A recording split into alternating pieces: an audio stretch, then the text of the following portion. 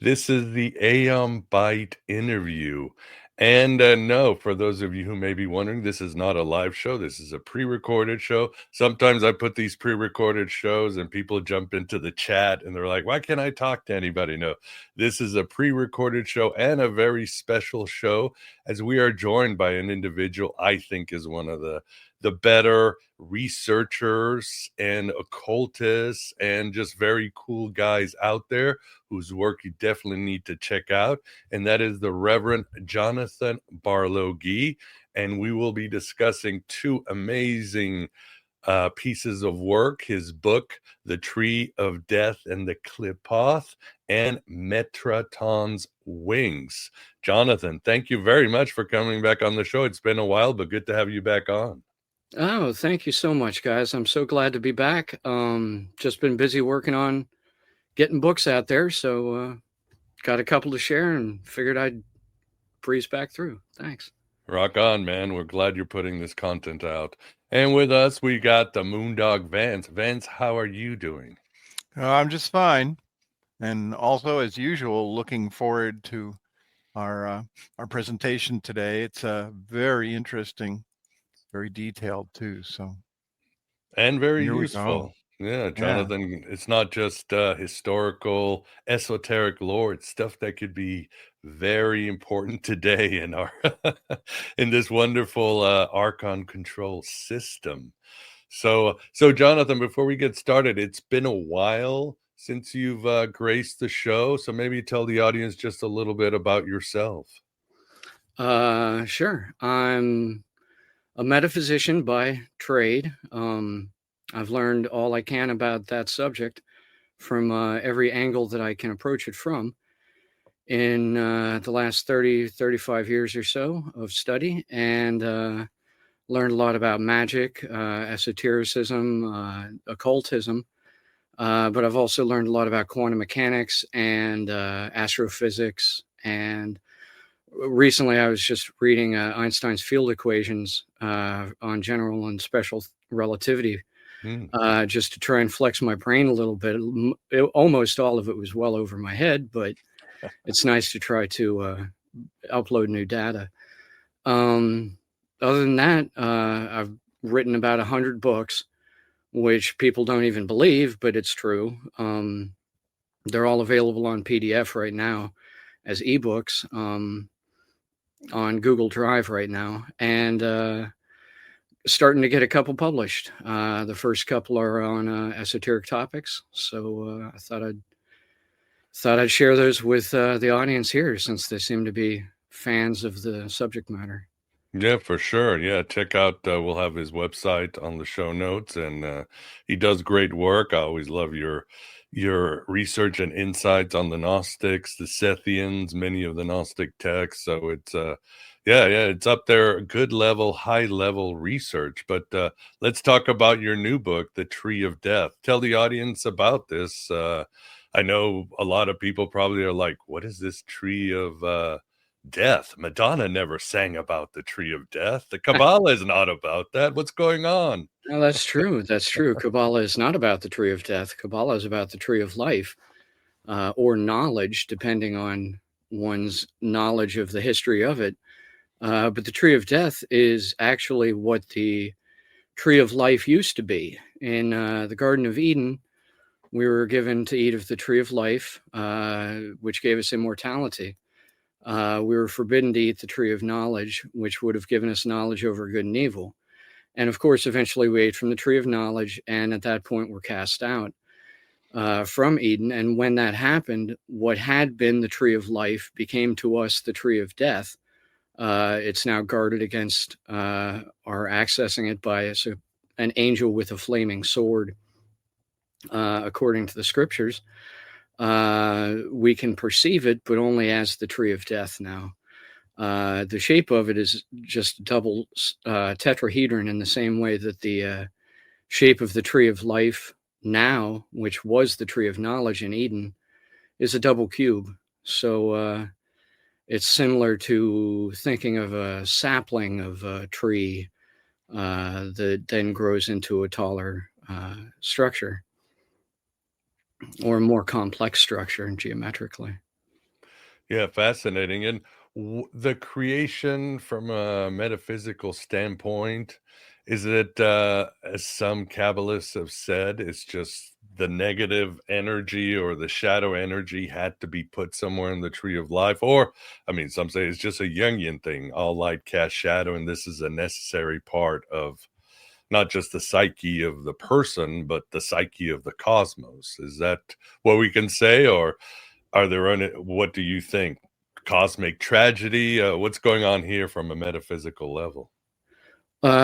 Psychologically, I wouldn't necessarily be fit to comment. There's more apt commenters on the psychology regarding the Qliphoth and the Tree of Death and the adverse attributes of the Sephiroth. However, in terms of mythology, the Qliphoth or the Kellipot, the Qliphoth, however one pronounces them, are shells that were the original containers of the Sephiroth. According to the Kabbalistic scriptures, the shells were made of the lesser light and contained the greater light of the emanations of the Sephiroth themselves.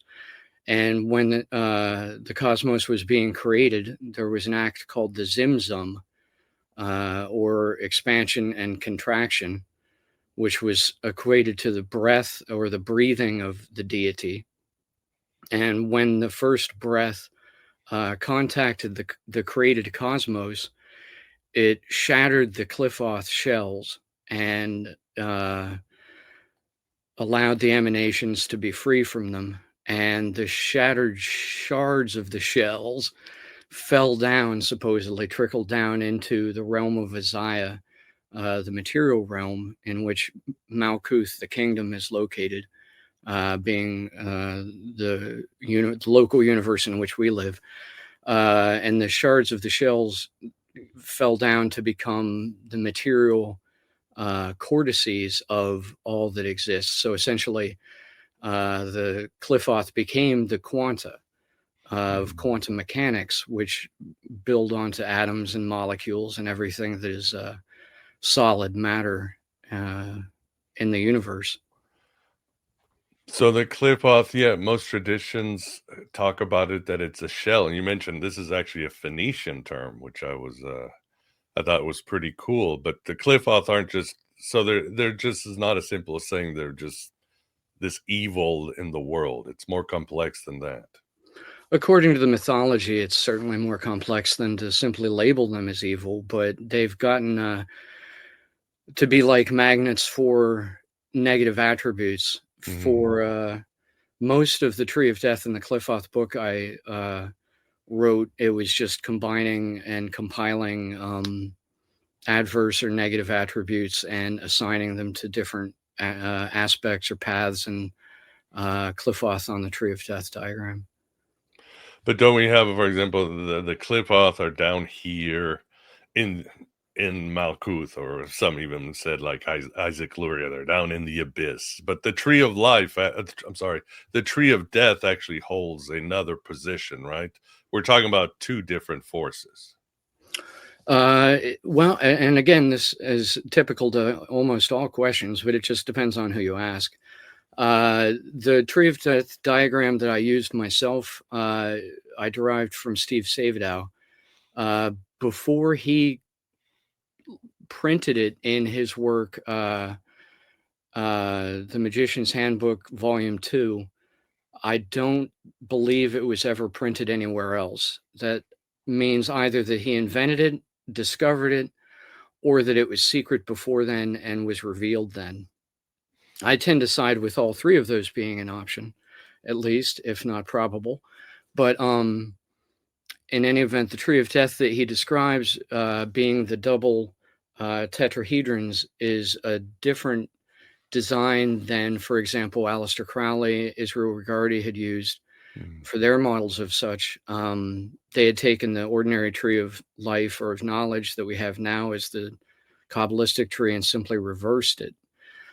So they had the cortices listed as the adverse 10 Sephiroth, whereas on Savedow's Tree of Death, there's only 7 cortices or Qliphothic equivalents to the Sephiroth listed, and 12 paths as opposed to 22. Yeah, do you want to show the audience the diagram now, or you want to wait? Oh, well, actually, the diagram that we could show first of the St. Simon's array is a combination of the two. It's a combination of the ordinary tree of knowledge or life that's been flipped, as well as inside of it, Savedow's double tetrahedron design. So on the top, there's the triple veils of hell, Tohu, Bohu, and Chasek, which mean formlessness, chaos, and emptiness. And then underneath that would be the highest equivalent of a Sephiroth on the Tree of Life, and that's the Qliphoth attributed to Satan and Moloch, or Malak Satan, simply meaning king adversary, essentially, in Hebrew. And then the paths descending from that are labeled by Hebrew letters that correspond to certain descriptions and sigils given by Crowley as the Qliphoth sui generis. In, I believe, the Holy Books of Thelema, that can be found, but I'm not sure which numbered publication it was originally.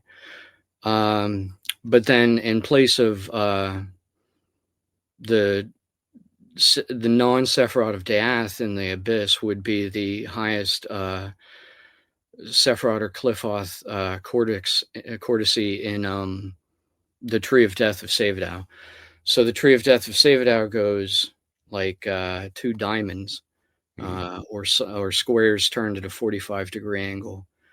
And it's mounted within the larger structure of the Tree of Life or Knowledge diagram.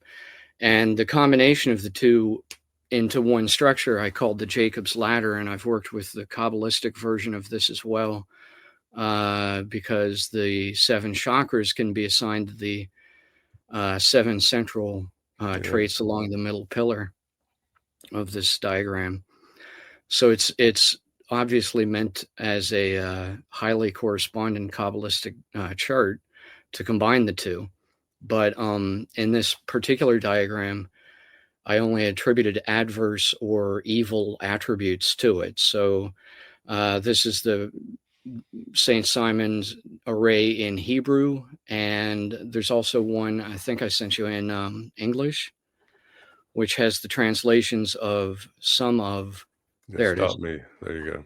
There it is. Some of the attributes and not others. For example, some of the attributes in the Hebrew array are the names of demons and the orders of demonic, the rings of hell and so forth that they govern over. And in this diagram, I've also included, instead of some of those, the 10 Commandments and the 7 venal sins. So, for example, in this, the Satan and Moloch Qliphoth at the top, Malak Satan is governed over the false gods, cortex or cortice, called the Taumiel, which means double-headed ones. It means 2-headed ones. So that order is listed instead of the names of Satan and Moloch in the English, and the 7 venal sins are attributed to the 7 points on Savedow's diagram, and then the 10 commandments are attributed to the points on the ordinary tree of knowledge. And at the bottom, there's a pentagram that is labeled with the names or the translations of the names of the kings of the tribes of the kings of Edom, which include the Nephilim. So that's an interesting. They were all giants who lived in caves in Canaan prior to the Israelite invasion. So that's at least some of the attributes. If people want to learn more about this particular diagram, they can find it online on a couple of websites, my Facebook page, Twitter page, things like that. But it's best viewed in the book, even though it's very small in the actual printed copy of the book. Yeah, it's a wonderful diagram of about 50 different traits attributed to it. Yeah, it's very cool. And for the audience, it should be noted that we assume that in Kabbalah you've got the Sephiroth and his fixed, but when the Kabbalah started, they were coming up with so many different diagrams. It was never meant to be fixed, and like you just said, Kabbalists do not agree. It's like saying Gnostics agree. There is always going to be disagreement, even fighting, polemics. Of course. I just got a book recently called, I believe it's called the Etz Chaim, or something equivalent to that. That's about the different diagrams for the Tree of Life, and it has them from the earliest listed manuscripts all the way up until the 20th century and some of the post-Golden Dawn works. Mm. But what I found is that the what's called the Gra version. Ordinarily, people use the RE version, which is the one that has the subtended middle pillar. So Malkuth is at the bottom, and then Yesod and Tifereth. Right. Then there's the missing middle pillar aspect, which is attributed to Death. But that didn't exist on the original one. So the original one, the middle pillar is re-established as completed in the center, and then the sides have 3 and the center has 4. That is correct indeed. And you mentioned it was one of my questions for later, but you mentioned it now. You mentioned Saint Simon's array. Could you tell the audience this important, might say, tool for all these visions? Oh, well, yeah. The array itself is just a combination of the Tree of Life and the Tree of Death. But I called it the Saint Simon because, of course, Saint Simon himself was a magician, not necessarily a saint, but he was a magician, 1st century AD, who didn't he have some story about how he flew and was stoned in midair and then fell out of midair or something? Yeah, So some of the Christian romances, he goes in a magical battle with Peter. Of course, he loses because who was writing? Yeah, who's the writer? Yeah, and simony is also the practice of selling church appointments as well. Mm. So he's fondly remembered by the Catholic faith as being a heretic and a magician. But I figured it was appropriate to call this particular diagram after him. Yeah, well, he's one of the patrons of this show. I've done many presentations on show and on Mr. Magus himself. So yeah, good leader. Also, one of the concepts of your book you talk about is the blind dragon. Tell us about this dude. Oh, word. The blind dragon arrangement is the same as the Saint Simon, but in English. So the Saint Simon is in Hebrew. The blind dragon is the same equivalent diagram with similar labels in English. It's named after the Tanneniver, which I believe is a German term meaning blind dragon, and it is the combination of the slant serpent and the torturous serpent, which are 2 serpents attributed to Samael and Lilith in Kabbalistic writing. They're actually meant to be representative of the emanations as an expanding light and the rays as an directed light, or the paths on the Tree of Life. So the paths are considered the slant or torturous serpent in Qliphoth, and the emanations or the Qliphoth themselves are considered the torturous serpent, because like a spiral, they emanate outward. And for the audience, it should be mentioned, Samael and Lilith are two important figures. I mean, at least in legends, they're sort of the shadow Adam and Eve, right? And some stories that, God is trying to keep them apart, because if they joined, you get that hermaphrodite story where they become supreme or they destroy the earth. Or there's various legends. That's interesting. I've not actually heard that particular variation of it. That seems apocalyptic as well, predicting more of a future than just dealing with the past mythological descriptions. Sorry, my cat's in here. That's okay. I think I kicked all my cats out, but I can't vouch for that. They come out at the worst time, right? Oh, they love it. But yeah, Samael is another name for Yaldabaoth. So in Kabbalah and Kabbalistic literature, Samael is the preferred name for the Gnostic demiurge. So according to that, and as you'd said about studying the hypostasis of the archons recently, according to most of the Gnostic scriptures in the Nag Hammadi that deal with the cosmology and the creation of the universe, Yaldabaoth was essentially like Lucifer. He attempted to take the throne of God while God was in Eden. God went down to Eden to create man and woman and place them in the Garden of Eden. And while he was there, because God can't be everywhere at once in the original descriptions, he was also tired after creating the cosmos. So there's that. Who knows? But while God was in the Garden of Eden doing that, Yaldabaoth, or Lucifer, attempted to usurp his throne in heaven and said, now I'm become like El Elyon, the Most High, or the God of the mountaintop. And then the voice of the entirety, according to some Gnostic works, being one of the aeons or one of the larger emanations, responded to Yaldabaoth and said, "You err, Samael." And Samael means, in that context, the blind one. So the blindness of the blind dragon comes from Samael, and the dragon aspect comes from Lilith, who was created as the first wife of Adam.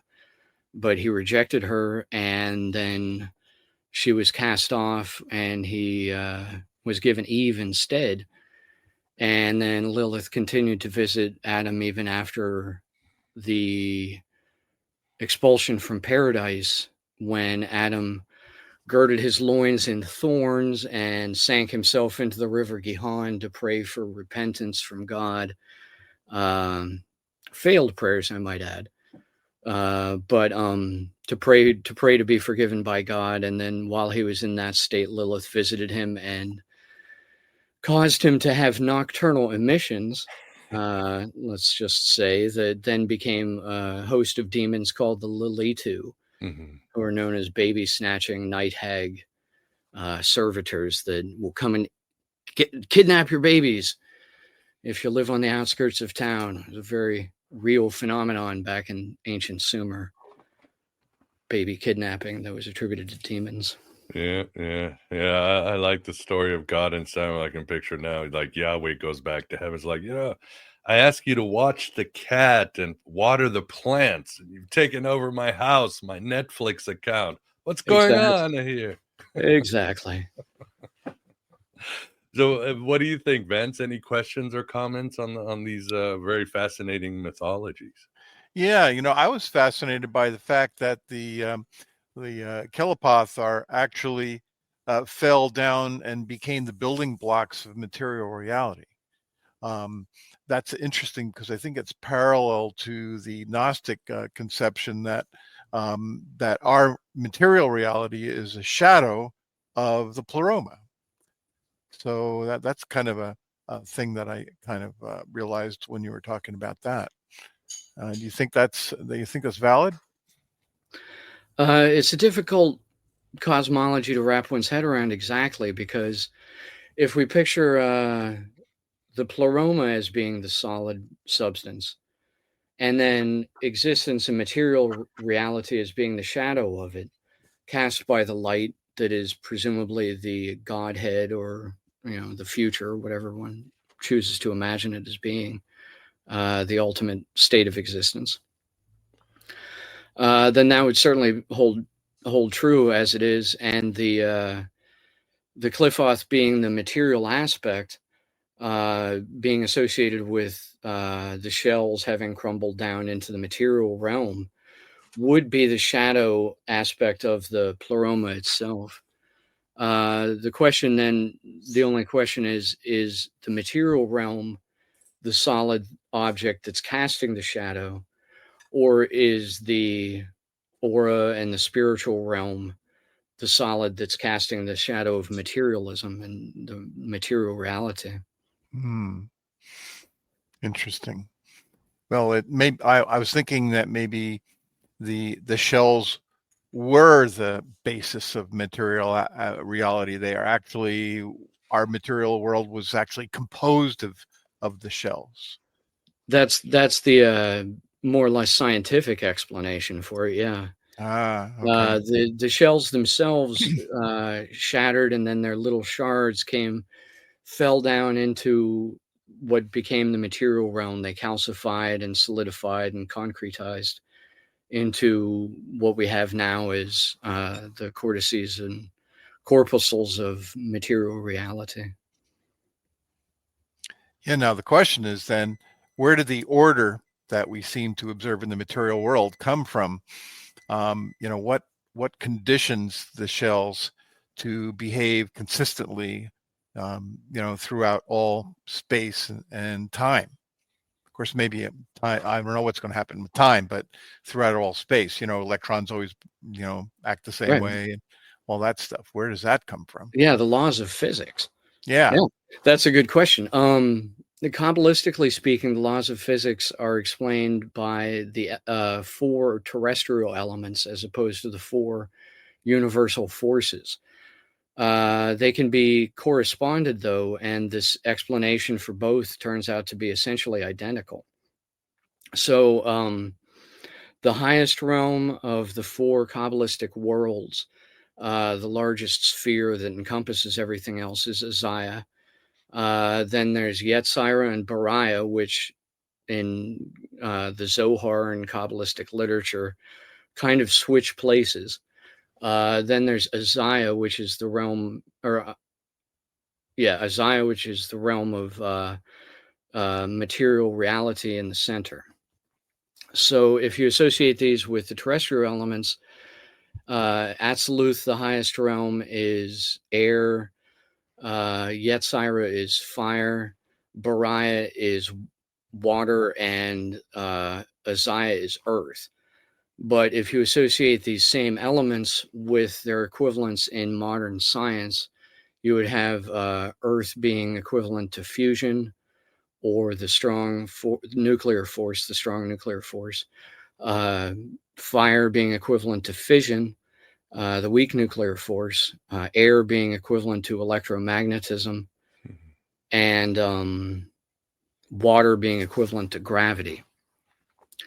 So if we take that structure as being comparable, then the Kabbalistic description says that these 4 worlds were separated, that the 4 elements were separated in the very beginning of the creation of the cosmos, and that a simsum occurred that compressed and expanded between each of them, that caused them to blend together in a sense.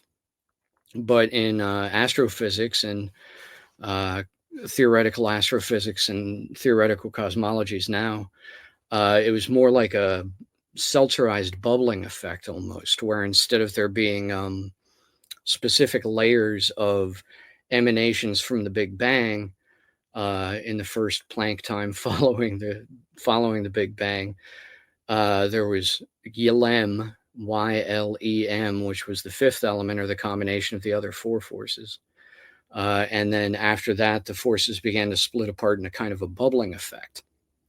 So like in one area, there would be a certain kind of law of physics that would contribute more towards being like fusion. And in another area, there would be a different sort of proto law of physics that would eventually evolve into what would be more like fission, and so forth. So that's why in the current local universe, we see filaments strung out like they look like neurons in the brain, or like cotton candy in a way. But then between them are these enormous empty spaces, these gaps. So in the earliest cosmos, things were strewn out. They were strung apart, and these large gaps began to exist in between them. Whereas in the Kabbalistic version of the description, it was more homogeneous, and dealt with the terrestrial elements as perhaps metaphors, or perhaps directly in place of the actual four forces of cosmology that we know through science today. Interesting. Do you think this structure could be useful in creating new technologies? Like being able to harness gravity, or explain how UFOs get their propulsion? That's interesting. Absolutely, yeah. I've done some schematic work on a UFO design of my own, UFO being a silly term for a ship that I've schematically designed myself, because it's no longer unidentified once I've designed it. But it's saucer-shaped. It's a saucer-shaped diagram, so it's similar to the traditional UFO conceptions, but it's possible to have technology that's relatively small, that can harness anti-gravity, that's powered by cold fusion, things like that we're only just beginning to develop. For example, cold fusion in toroid or torus-shaped plasma tubes, like a thick donut-shaped glass tube that is full of a certain kind of ionized gas. And then we can extract some energy from that, but we're only just beginning to explore that. All of these diagrams based on these concepts, and the concepts go very far back, and the diagrams go pretty far back. All of these can be used as early and inspirational for cybernetics. The computer systems and the technologies that we have now are definitely 100% based on ancient Kabbalistic technology. And I believe are a modern extrapolation on that, in a trend that will continue into the future. So even technology that we can't even imagine yet will eventually be developed, that will still harken back to this same original ideas and concepts and arrangements of these concepts from 2,000, 6,000 or more years ago. That'll be amazing, huh? Yeah. Well, it's already quite something. Mm-hmm. True. For sure. So yeah, Jonathan, so you were behind all those drones in New Jersey in December. That's what you're admitting. Yeah. By the time this airs, the inauguration will have happened, so we'll have a new president. Yeah, that is true. And I'm sure coming to you from the past, when we still have a bad president. Hopefully we'll be speaking in the future when we'll have maybe a better president. Who knows? Who knows? Yeah. Let's more of an alive president, certainly. Somewhat conscious president. More animated. Yeah. I'm gonna miss Biden. I'm gonna miss Biden. His press conferences and interviews were just pure comedy sometimes. Pure comedy. Yeah. But so it is. Yeah. And this is really fascinating. And again, your work, for the audience, his work puts it all in perspective. He backs up what he says. But where do you think these mystics, the Kabbalists and the Gnostics, were they tapping into some very primordial stuff, some even older traditions, or where do you think they got such incredible knowledge? Well, that's a great question. My personal experience is that good inspiration comes from the future. So if I'm sitting here and I want to be inspired, I try to think about what the future will be like and then reverse engineer it to the present. I think a lot of that is similar to what Gnostics and past mystics and seers have experienced and done, is they see the greater light of tachyons coming from the future. Right. They perceive it with their electrochemical processes in the brain that secrete DMT when this happens. All of it gets rather confused, but if they can bring back something that's logical enough to be useful in a sober and sane mental state afterward, then it's considered beneficial to society. So I've tried to do that with most of my work. Just bring back things that I think are beneficial and useful forms of technology from just pure inspiration. So they were doing Tony Robbins manifesting, but doing it right thousands of years ago, basically. I would Or say is so. We've certainly forgotten how to manifest morally in the interim since civilization was formed, at least. that is true. Or I mean, William Blake did say, what is invented was once imagined." So he was doing the same thing. Imagination itself is the great part of our psyche we've lost touch with. But that's what these individuals were doing. And the Gnostics thought, the mind of God, the pleroma, is up here, but it's also inside me with the Hermeticists. So I can Yeah, tap into that mind of God beyond time and space. precisely. Yeah, yeah. I would describe the pleroma as similar to hyperspace, or the halo around the local universe. It's accessible mentally just by thinking, but it's best accessible through inspiration and trying to think outside the box, trying to have an inspirational experience. Sometimes we have to go out of our way to get into a state where it's safe to have that because our mundane responsibilities and social reality prevent that. So mysticism is looked at sometimes as being something that's unique or different or apart from ordinary existence, but it can be very much a component of everyday life. Not only inspiration and Gnostic visionary Mhm. experiences, but the practices that have come from those morally, ethically, and technologically as well. Well said indeed, for sure. And some may be wondering, well, what's all these secrets? You guys are talking shop and it's all of that, but why don't we get into how to access this? One of the ways, of course, as your books have done, is the idea of numerology to help decode what's behind the Sephiroth and all these diagrams, or mandalas, as some people have called them. So tell us how numerology works in your book, and how you bring in tarot and other tools of numerology into this.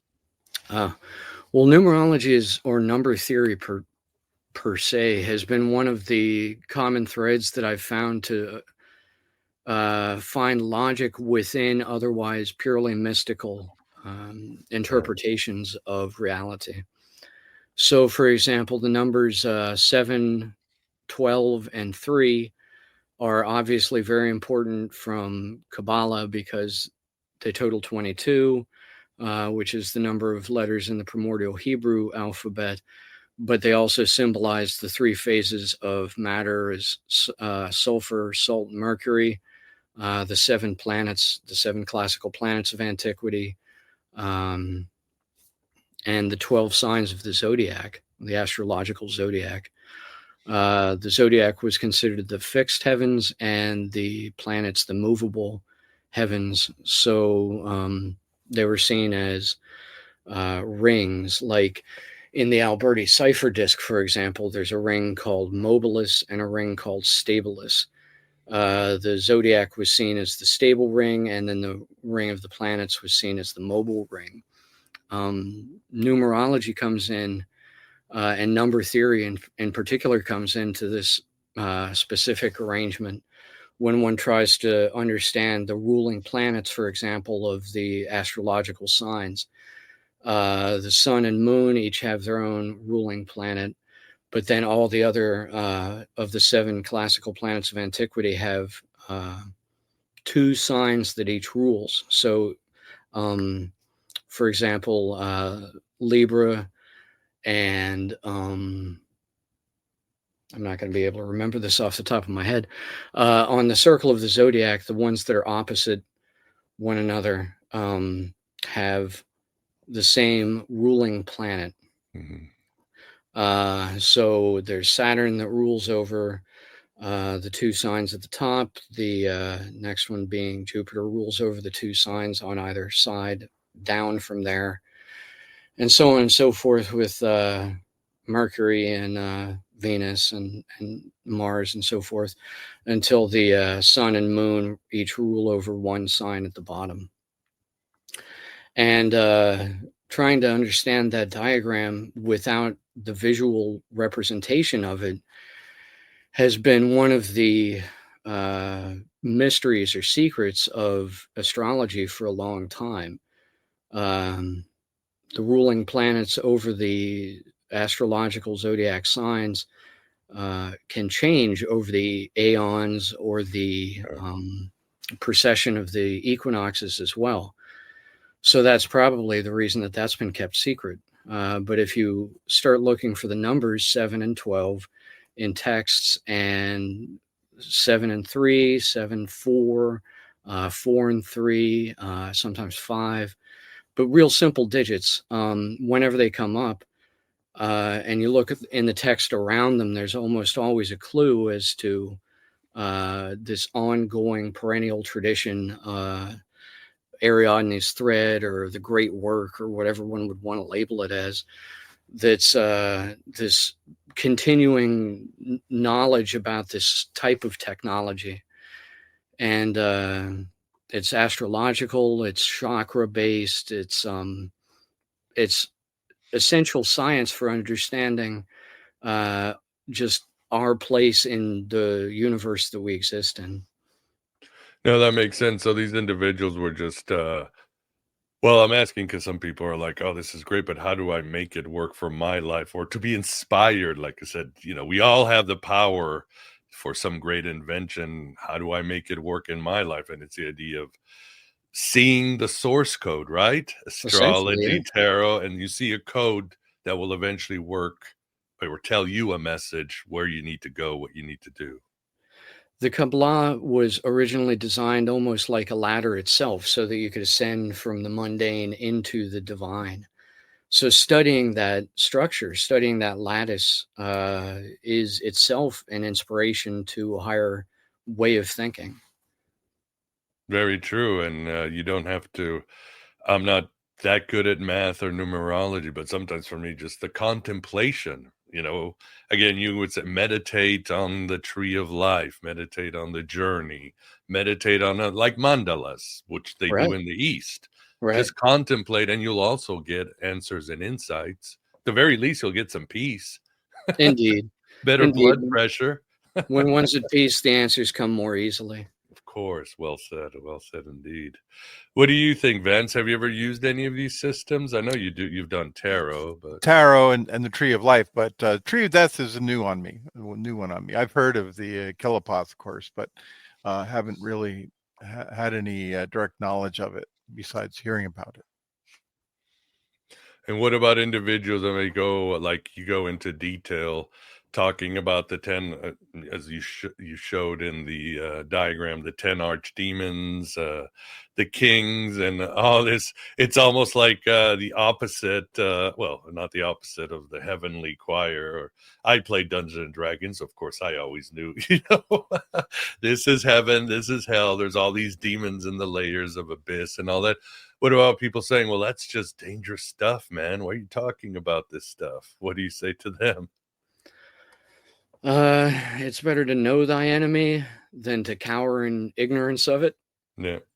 Yeah, Uh, simple. it's not evil to study the nature of evil. It's only evil to do evil. There's some quotes floating around nowadays from modern philosophers that say a good man isn't somebody who is incapable of doing evil, but somebody who is capable of doing evil and chooses not to.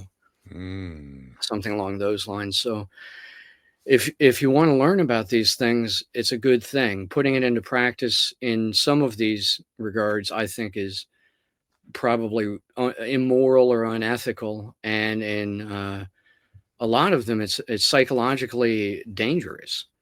Magic itself is a dangerous field to enter because it depends so much on belief, and belief can be misled so easily. Yeah, that is true. And again, from a psychological side, like you said, it's important to see our shadow side, to see what's on the other side, and see what's going on with these figures. Yeah, you've got. I was telling Vance, did a presentation recently on Noria from the hypostasis of the archons, and of course, I love that you see it, because I think every year, Jonathan, there's a handful of people doing any research on on this text, the hypostasis of the, and it's got so much good gold to mine for, and so many Absolutely. good insights. But again, a handful of people, including academia, are actually researching. And and this is not my idea. This is like Berger Pearson, who ties in Noria to name this ancient sort of wild woman who then later became a demoness in the Talmud and other works. And of course, you bring her up. Mitch suddenly brings, it's all these synchronicities about this figure, Nema, and then I find myself, just fascinating studying this figure and her mythological evolution that Indeed. included Noria. Yeah. One of the courtesies in the Qliphoth is Nahima. That's it. And Nahima is essentially the equivalent of Noria in Gnostic beliefs. But again, with all of the attributes on the Tree of Death, they're essentially ancient deities that were demonized.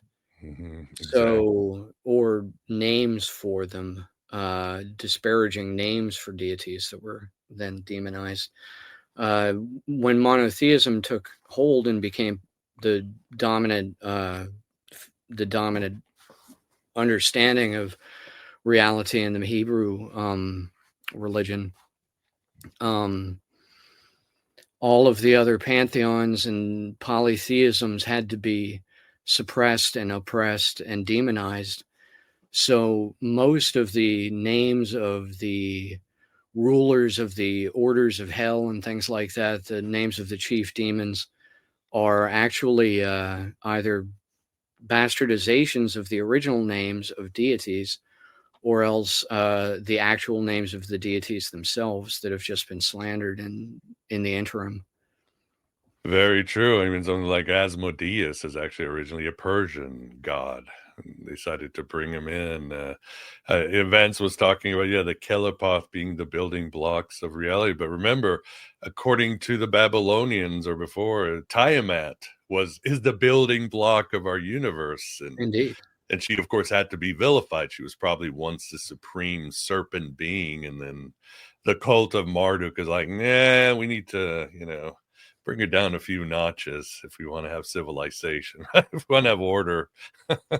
Indeed. In the Enuma Elish, the Babylonian Genesis, they talk about the conquering of Tiamat by either Nibiru, who was likely the original term or name used, and or Marduk, who was the substituted god, and Tiamat being the primordial waters of the underground sweet water, and the Absu being the salt water, I believe, elements. In order for the gods to be established, Tiamat had to be conquered or harnessed, as it were. Right.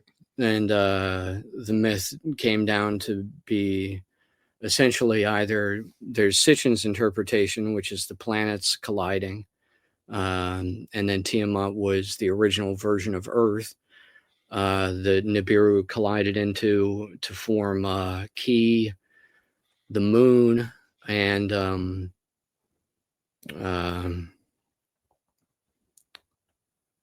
Ea, I suppose, or Earth, just in general. Exactly.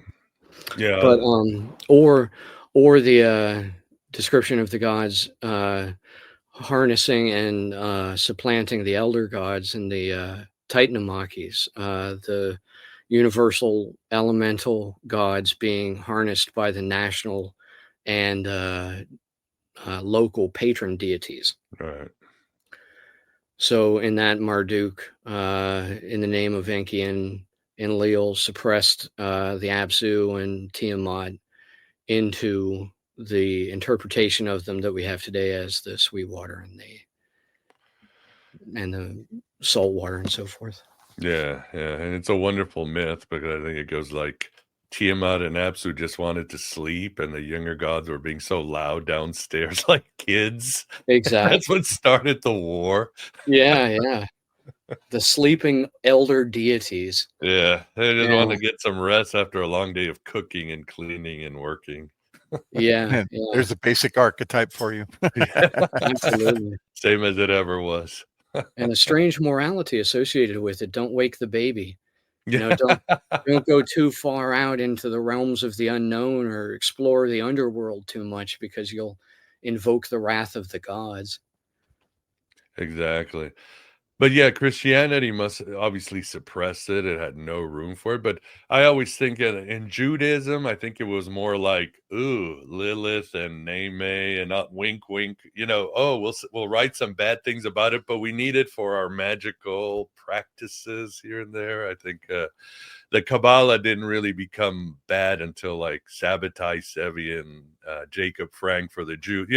Those Indeed. two guys kind of left a bad taste in the mouth of Judaism in general. But before that, I think it was like, oh yeah, we might need those spells or astrology at some point, Word, indeed. I mean, like, it's a fine science. They can't exactly completely censor and ignore and destroy the evidence for it without being, censorious and immoral and evil themselves by doing so, like burning books. But they didn't want to accept it as being the doctrinal faith. So they just put some spin on it and said, instead of the Anunnaki pantheon of Sumer being deities, they were now fallen angels. And they gave birth to the Nephilim, and the Nephilim were giants. And the flood was sent to kill off all the giants so that we wouldn't make the same mistake that they made, which was developing civilization. Yeah. And I think in Judaism, once you had a text with the writing of somebody holy, like a patriarch or Yahweh, you couldn't burn it because it was considered holy to some point. Christianity and Islam didn't have that problem. Yeah. There's always been a more veneration. There's always been more veneration for the written word in Judaism, just because of the one jot nor tittle stipulation that you can't change the writings and the holy works because there's a numerological or number theory based code that's hidden in them, and if you change them, then that gets lost. Exactly. For them, it was their code, their I Ching. You know what I mean? It was Exactly part of their science and very fabric of reality. Very much so. Very true. Well, what you want to move? Anything else you want to say? You want to move to your other book, or you want to show some more diagrams to the audience? Up to you, Jonathan. Let's go into the Enochian material, because that's the subject of the second book and can transition relatively well from talking about the Nephilim and the fallen angels. Cool. You want to show a diagram or get into Metatron's wings? Metatron's wings is about the Enochian materials. So any diagrams you want to pull up, I'll just start rattling off, if I may. Of course, please do. We like your rattling. Where is the thing? So originally, right? All right, tell me when to stop or what we're looking for. There's the I Ching, attributed. Of course, yeah. Okay. That's a diagram I call the integrated reformed vector system. It's the so-called Neo-Enochian works of the Golden Dawn that were incomplete in Mather's and Israel Regardie's works that I took a month or maybe a few months to try and rearrange the attributes so that they would all be the best symmetrical and accurate description that I could make them be. So that's the same as John Dee's background. The model itself is the square is the 4 Enochian watchtowers of John Dee, but then the attribution of the zodiac signs and the geomancy signs and the 4 elements, those come from the Golden Dawn. Fascinating. All along the watchtowers, huh? Exactly. There's the Sigillium Deum Meth. This is a fun one. I color-coded it. Ordinarily, it was entirely enciphered in black and white, and the origins of it were these acrostic squares that were read either vertically or horizontally or diagonally. And in order to make it easier to discern which was which, I color-coded them. So the ones that are read diagonally will be one color, the ones that are read across will be another color, and the ones that are read up and down, etc.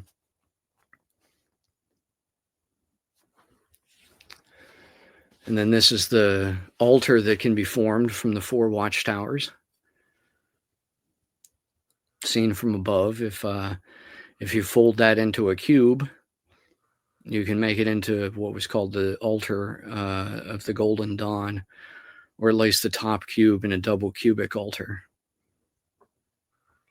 Fascinating.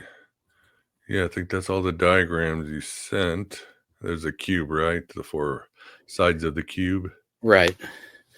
And that's the 4 watchtowers of John Dee's Enochian material, color-coded by the Golden Dawn, and the letters filled in by Aleister Crowley. Become a subscriber. For the second half of the show, it helps keep this heresy going. Thanks for your support and being here.